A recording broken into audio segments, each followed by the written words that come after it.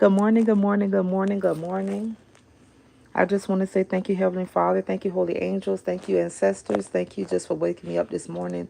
Thank you for keeping my contingents. Thank you for just keeping me on a plateau. Thank you for just making me grateful, just helping me along the way, for waking me up, for giving me life, health, and strength, for giving me a mind and a will of my own, for giving me just the dutifulness to be of service to you, Heavenly Father. And I just thank you. I want to get up here, and this is going to be a pre-live recording. It is what it is.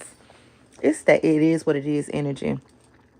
I just want to get up here, and I'm going to chat a bit about about situations that not only myself could have faced, or that other people could have faced, and how just to navigate through situations that are very hard, sticky, they're time consuming. It's just pulling on your heartstrings. It's just very heavy, very burdensome. Okay, so first I'm gonna start on the fact about because I am a parent, I am a mom, I am a single mother. I am proud to be a single woman. I am proud that I am not in any type of toxic relationships, that I'm not in any type of monogamous or any type of relationships at all.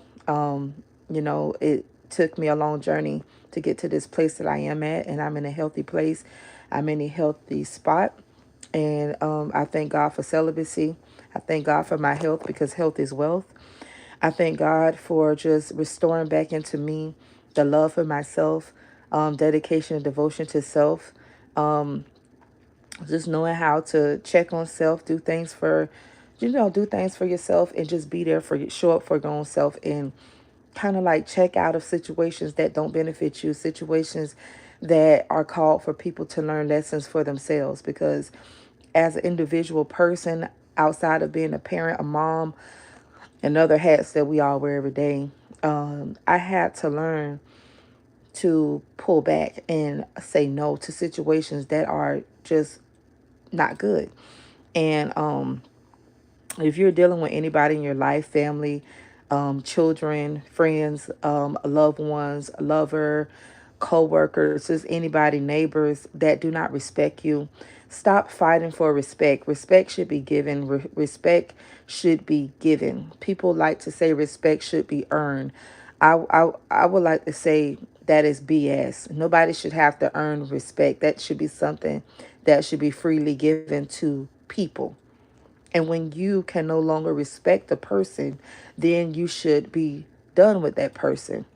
Nobody should have to take mistreatment, disrespect, until somebody kiss up to you or show you that you're worthy of being respected. Okay, that's a narrative that has been passed upon us generation from generation, a stigma that we have adapted, or we have grasped and held on to like it was life, because that was what we have heard. Those were the things that we were told, we was demonstrated to. We watched it, we grew up with it. It was a condition that we are all used to, and it's absolutely wrong. Okay, stop telling people that respect is earned. You should want to respect each and every individual person, place, or thing. Okay, just period. Okay, if you at the point where you feel like somebody has to earn your respect, you're placing yourself up there with God, and you are not God. And I'm not trying to ruffle nobody's feathers. I'm not trying to force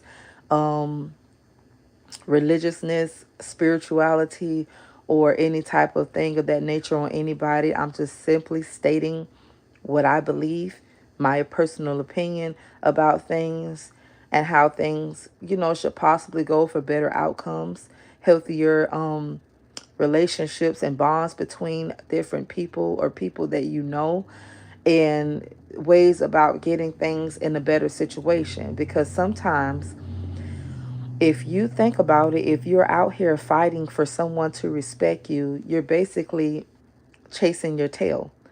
Okay, because you're basically running yourself in a circle around the individual, hoping that they're going to notice you, hoping that they're going to take note that, hey, I care about you. Hey, you mean something to me. I really, really love you. I really, really, am concerned about you. I really want the best for you. Hey, Can you please give me some respect? Because I'm just trying to help you. Listen, stop trying to help people that don't want to help themselves. Stop trying to force people to respect you when they have not even noticed you. Okay, stop being a convenience to other people.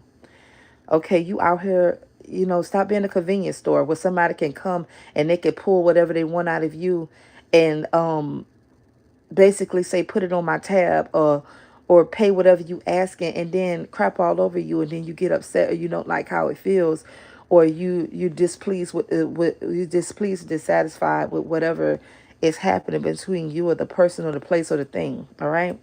And that's what I'm gonna say. I've learned living and growing and going through life is that the statement that you have to earn respect is BS. It's not real. That's crazy work. Is disrespectful to another to say that, to even think that somebody have to earn your respect.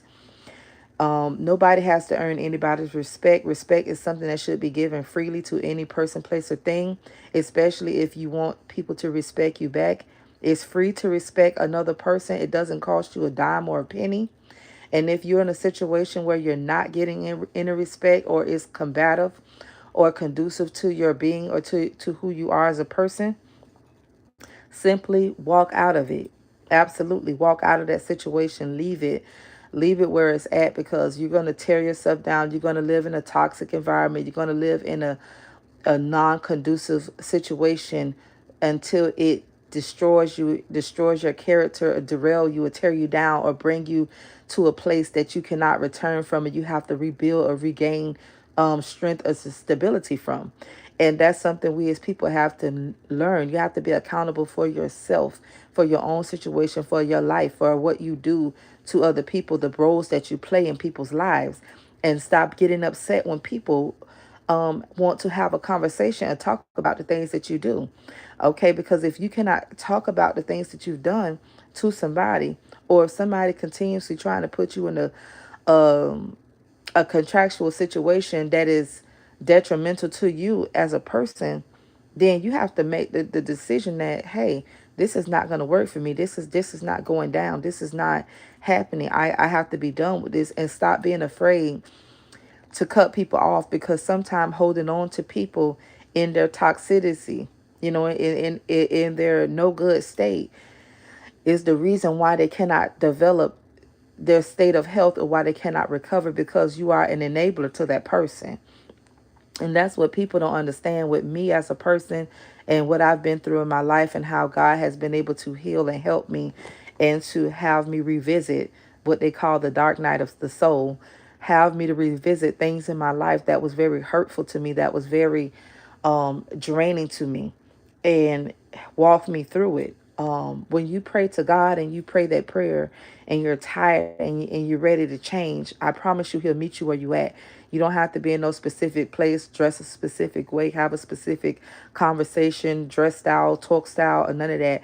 He'll meet you where you at. Okay. And I got to that place, and I want to say that I'm very thankful and grateful for the Heavenly Father, and the Lord, because when God brought me to this place that I'm at now, I don't no longer worry about others' feelings towards me, what they think anymore, how they perceive me, how they see me, because let me tell you something, as long as God sees you, as long as the Lord knows who you are, He knows exactly who you are, and where you are, and where your state of mind and state of being at. And that's all you need to be concerned about, because one thing I've learned living on this earth, people is always fluctuating. They're always subject to change. Okay. Love from one to another, coming from a human state, is always subject to change, because we as human beings are not in the spiritual realm. We are made up of matter. Okay. Different components, different composites, that has different adverse reactions, different adverse effects on one another, and how we see things, perceive things for that particular moment or time, and how things transpire in our lives from the state of being that we're currently at, or the place that we're stuck in. So that's why when people don't understand me, or when they say You change, and they don't understand the gravitation or the level of change or how it happened. It's because sometimes people are not where you at, and it doesn't mean that somebody is beneath you or they're lower than you, or they're incomprehensive. It just means that I guess while you was awakening and growing, and while you were going through that dark night of the soul and facing the inner self, and challenging those inner demons, those, those vices that was holding you back, whether you caused them, or they was thrusted upon you by trauma, that person was in another state of being in their life. Okay, because we're on different frequencies, we on different time waves. We are all time travelers in this lifetime. And so when people don't understand the change, or they don't believe it, or they're not willing to accept it, it doesn't upset me, it doesn't tick me off. It just, let me know that, hey, this person may still have room to grow, or maybe this person is still stuck where they met me at, or where they thought they knew me at, and they are unwilling to accept, and that's okay. Now if it becomes a toxic situation to where you and that person is no longer good for each other, where you're tearing down each other, where it's hell in between the two people, sometimes you have to see people later. All right. Sometimes you have to see people later, because you can be an enabler. As long as you're arguing and going backwards and forth with somebody, nobody's growing. As long as you holding on to grudges or hate or resentment, or trying to get revenge on people that hurt you, you stop maturing, you stop growing, you're stagnant. Okay, and you're opening yourself up for hell, damnation, and confusion, because you stopped your life to try to go back in time to right a wrong that has passed you. Okay. And that's how you know that you are not healed. And you cannot wait for other people to heal you, waiting for an apology, waiting for an explanation. I just recently learned that somebody just supposedly passed away on me, that at this time in my life, God awakened me to a lot of things that was going on around me, began to show me things. I was receiving messages through numerous ways. I can't even name them all, but messages was coming rapidly, quickly. People, places, things. All right, digital, phones, everything. And when God started awakening me, I started asking questions. I started researching. I started looking into things. I started looking at things differently. I started paying attention, listening with a third ear to the conversation, seeing with a third eye, and stop being slow to respond, not quick to react, being more understanding of other people and their situations, a place to be in a state of mind in the situation that I was placed in, and why things happened to me. I began to understand things on a deeper level than the surface level, which helped me to be able to forgive people, helped me to be able to forgive myself and stop blaming myself. It helped me to be able to pick myself up when nobody was there to lend me a hand. That's how I was able to get myself up and continue to go, having faith in God, believing in the Lord and His word, believing in that I matter, that no matter what happened to me, no matter what was done to me, as long as I have breath, God has heart, He has sight and mind for me, He will lead me. Those things kept me going. And for somebody out there, you have to start believing in yourself. One thing I had to learn in this life, when I was going out there and I was going through things, trusting in people that have failed you and let you down time after time after time after time after time, it doesn't always lead to victory. The best victory is when you stop running and chasing other people, when you start believing in you, the impossible. The fact that God woke you up, the fact that your arms move when you run and when you want to pick up something, that means that your brain is receiving, it's receptive, the oxygen in your body is flowing naturally. Okay, when your legs is moving, when you're ready to walk. Okay, when you have to use the bathroom, your organs are ready, they on point. You're able to use the bathroom, you're able to speak, you're able to get words out. You know, people, you got to think about the magic in itself. The mind is a terrible thing to waste. It is, people be focused on the heart, but I truly believe in my whole existence that the brain, the mind, is the most valuable thing on the entire body. Without the brain and the mind, ain't nothing else going to coexist. Ain't nothing else is going to coincide. And I just thank God for having a full intact mind, a fully operating mind. I thank God for that, because the way that I've been in this life and the things that I've witnessed, the things that I've seen, the things that I've come up upon, I'm very thankful and very lucky to be in my right state of mind. I'm very thankful and very lucky to have the memory that I have, to be able to remember, to be able to recall, to recant, to feel, to understand, to love still, to be able to love still with the life that was given to me is amazing. To be able to still trust some things, or trust, have faith in people, is remarkable. Because the things that we go through in life can put you in a place, it's meant to put you in a place of isolation, paranoia. It's meant to put you in a place of fear, a place of doubtingness, hopelessness, giving up, or wanting to not be here anymore. Um, the way that the enemy moves and the things that people do, and they don't understand why they doing and why they saying it. This is a spiritual thing. And I just want to say that I'm very, very, very thankful. I'm very thankful. I'm very appreciative for who I am. I'm very grateful. I'm very grateful to be able to love myself, continue to go on, to continue to do for myself. When I fall, to be able to believe in myself, to get back up again, to get out there and figure it out, or find out what's out there.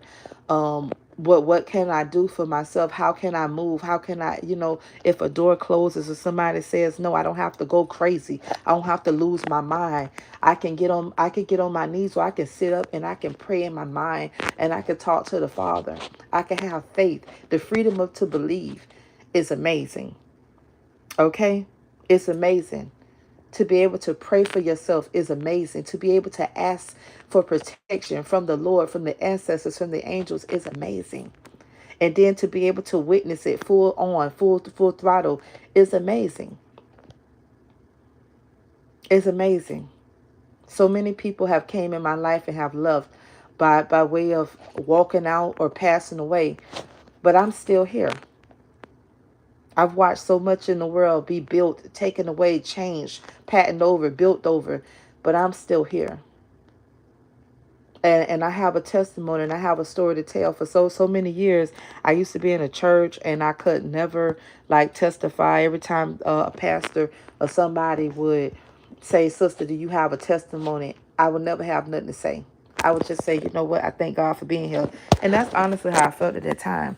But it's because of trust issues, failure, of people around you just seeing and hearing things, put me in the place of, no, don't say nothing. Just let it be with God. But sometimes speaking out, getting it out, hearing it from oneself can be alleviated. It can be relieving. So it's going to be a thumbs down to the enemy. It's going to be a thumbs down to fake love, a thumbs down to drama, chaos, toxicity, anything that is not serving of you. Because I'm saying this, anything that doesn't serve the betterment of you, and you are a good person at heart, you are a loving, caring person, you are a person that cares for people, you have a good heart, you're not perfect, you don't do everything right, you don't make all the right choices all the time, but you are good enough to say, hey, I'm sorry, I messed up. You're good enough to love a person enough to know that your ways is wrong, and that you need to change from your ways for yourself and for the effect that you have on other people. If you one of these types of people, then it's okay to put a thumbs down and say no. Say no. Because how can you continue to grow if you continue to hold on to what's tearing you apart? There is no, you will not grow, you will stop. So it's gonna be a no. It's gonna be a no. And it's gonna be a hard pass. And I just want to say that because it's a reset.